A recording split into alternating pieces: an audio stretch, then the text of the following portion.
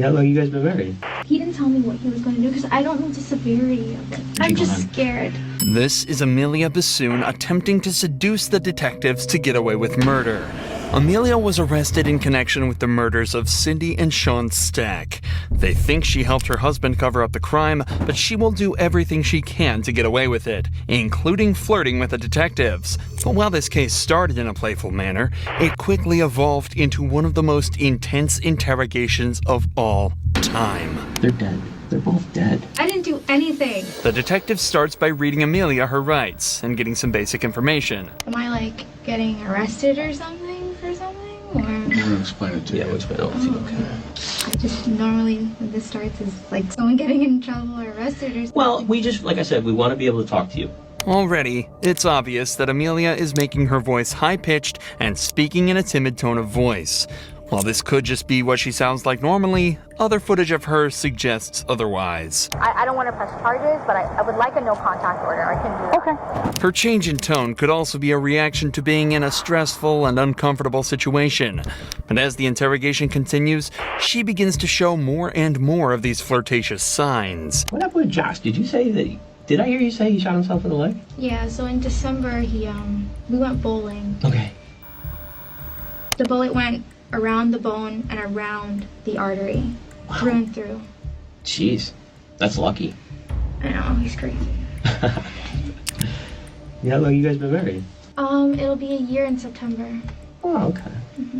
Here, Amelia gathers her hair and moves it all to the right-hand side, exposing her neck on the left. The neck carries the jugular, an important and vulnerable part of the body that many people will make an effort to protect. However, when someone feels comfortable or safe around someone, they're likely to expose their neck by tilting their head or moving their hair to the side, suggesting attraction or at least the desire to show it. All right. So, Amelia, I can tell you the reason why we're here today is because of that issue with the bank. Okay. Okay. All right. Does that surprise you? For this type of situation, yeah. Okay. Like this intense. I mean, I got in trouble at work, which makes sense, but I'm just confused about this. Well, let's walk through it a little bit, okay? Let's walk through that and see how maybe we came here today, all right, and find out if this was just a misunderstanding or what, okay? The story ended with Cindy and Sean dead, but started with an equally disgusting crime. Amelia was an employee at Chase Bank and exploited her position to steal $50,000 from a dementia-ridden man. She wrote 2 checks from his account, and her husband Josh deposited them in his accounts. When Cindy and Sean started asking questions, Josh purchased a gun and shot the pair in their own apartment. This interrogation is not only to uncover the details behind the theft, but also to determine what part she played in the killings. So what happened with this write-up? So, I mean, had you been a banker for him for a while? I mean... Yeah, so I've been his banker since I moved here. So what happened with these checks? Nothing.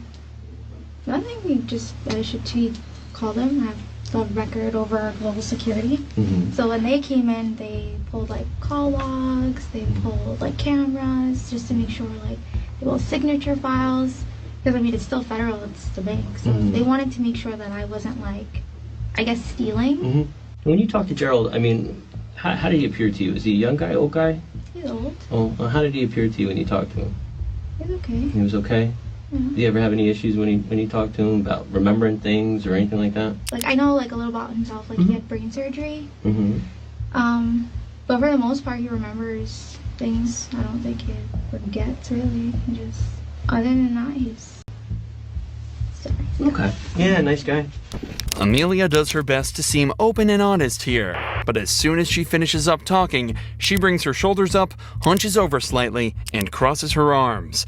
All movements that are done to protect vital parts of the body and are obvious tells that someone feels uncomfortable. These signs only become more apparent as the interview continues. What did he have you do? Like, what did he ask for? Nothing, it's just we put 2 checks and $25,000 each, and that was it. The grandson came, picked him up. And The grandson came and picked him up? It was either the day before or the day after.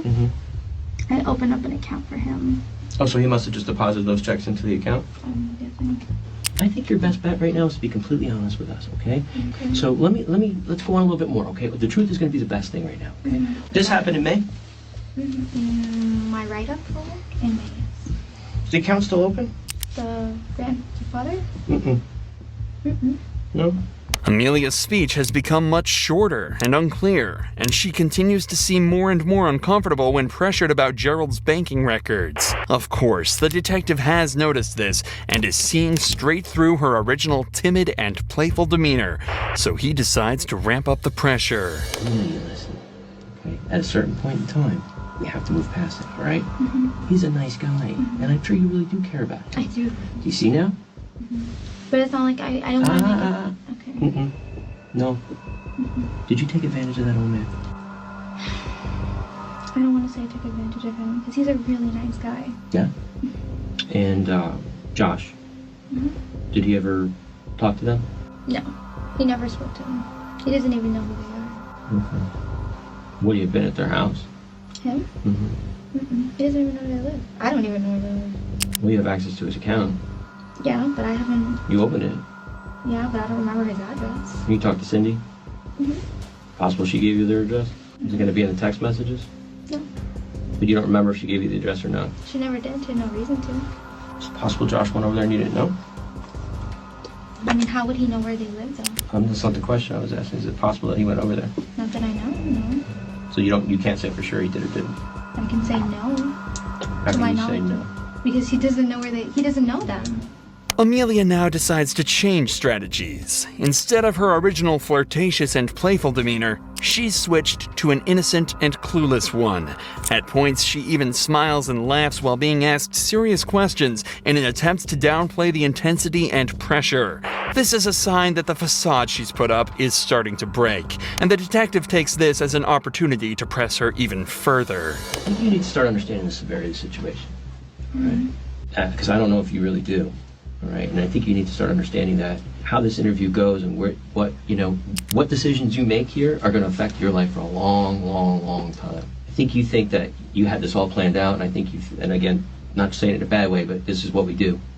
Okay, when we make mistakes, we figure things out and go, okay, all right, there's a lot more going on here, all right? And you know whose name is all over this right now? You and Joshua, okay? You need to start thinking real hard and real fast, okay? Who is involved in this and what happened, okay? That's all I know. Okay. Things got out of hand. Okay? This got out of hand. I think what happened was Cindy was asking you for this money back and you didn't have it. And there's some issues there. Okay? Sometimes, again, when we make a mistake, we do something wrong and the ball gets rolling and we can't stop it. You understand what I'm saying? Okay? Listen, you have your whole life ahead of you. I know. You have a 7-year-old son. You have an obligation to him. So whatever happened beyond this, we need to know. Because if you want to keep going with what you're telling us, okay, then we're going to have to go on that, all right? And you have to understand. Yeah. Okay. So somebody did something, we need to know now.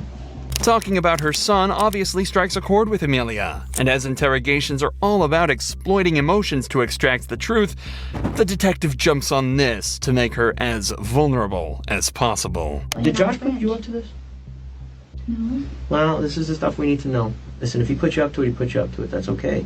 Again, like Detective Murphy said, I think you're kind of at this crossroads right now, okay? You've got Josh, who you probably love, and he's your husband, okay? But you also have Julian. And you got to picture that little boy. You got to picture not being able to watch him grow up. Think about that for a second. Think about being put somewhere very far away from him, and the only way you're going to have contact with him is through letters. You're going to get pictures in jail, in prison, of your little boy growing up. That's your future. I don't know the severity of what he did, What did he do? but he knows the relationship that I have with Mr. Stack. He knows that. I mean, I would take him food, like, Listen to me. so at a point he would get upset with me that, like, I'm too nice, that I can't kind of act with my customers, but he's the old guy. He has no family. Well, I mean, I talked to him because, he's my husband. I talked to him. Did Josh say that you kind of were owed this money because you were taking care of this guy? I don't know if he said that, but Something like that? What did he tell you? I don't want to get in trouble. I didn't do anything. Okay. We need to know. Well, then tell us, okay? Tell us. They're both dead. What? Yeah, they're dead. So now we really need to talk. At this point, all of the games that Amelia was playing have gone out the window. Whether she's innocent or not, she's now being accused of aiding a murderer and is faced with losing her job, house, and a 7-year-old son. So, understandably, she's starting to get incredibly scared. I do not want to go to jail. I don't. Like, if I get fired, okay, let me get fired at work, but I don't want to go to jail.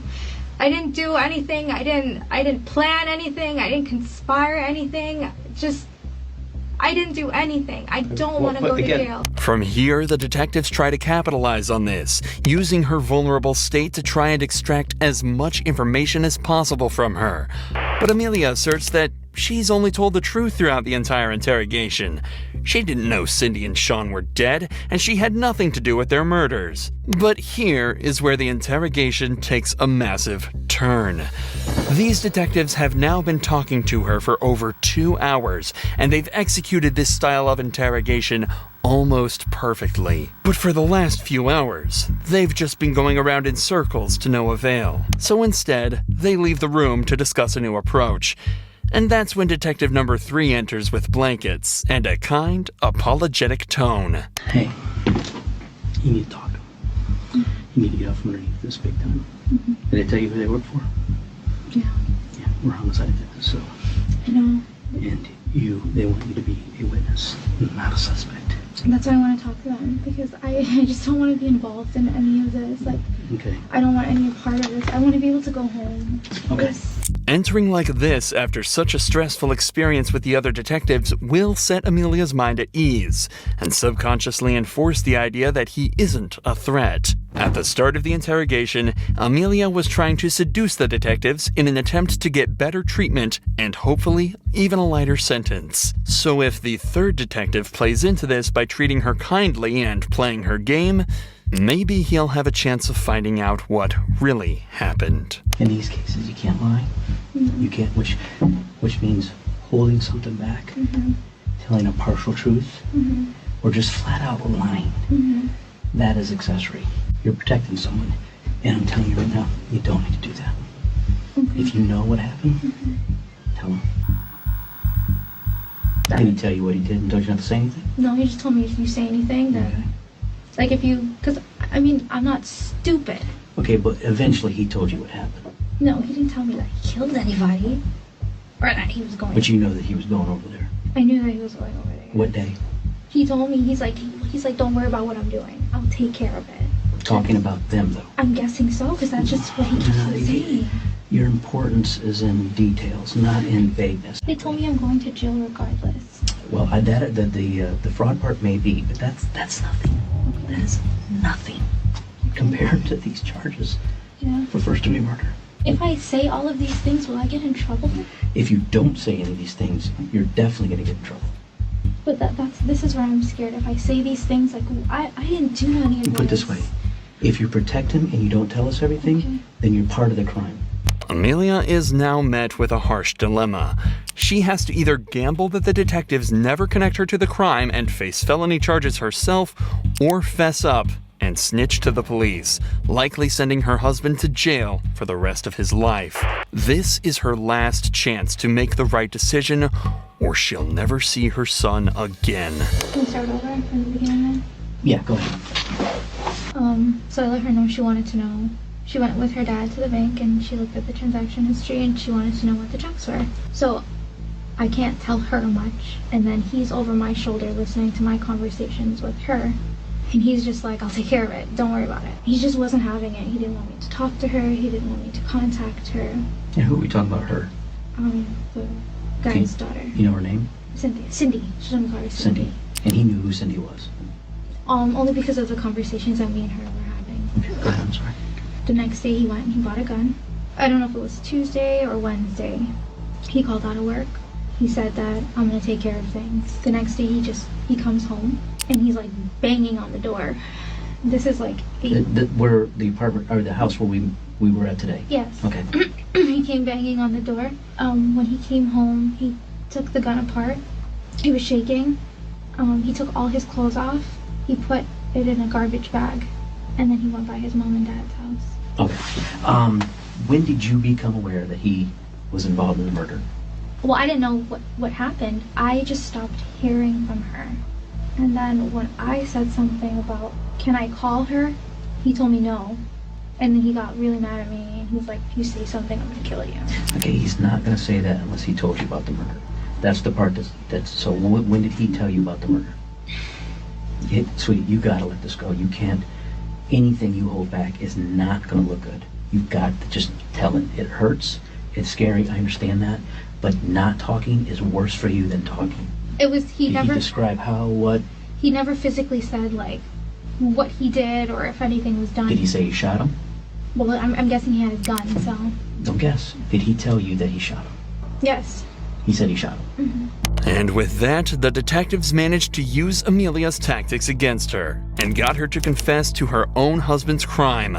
The detectives also stuck to their word and, after confirming she had nothing to do with the murders, dropped the charges against her. She was, however, still charged with the theft and sentenced to 3 years in prison. Josh, however, was found guilty of the first-degree murders of Cindy and Sean Stack and was sentenced to life behind bars.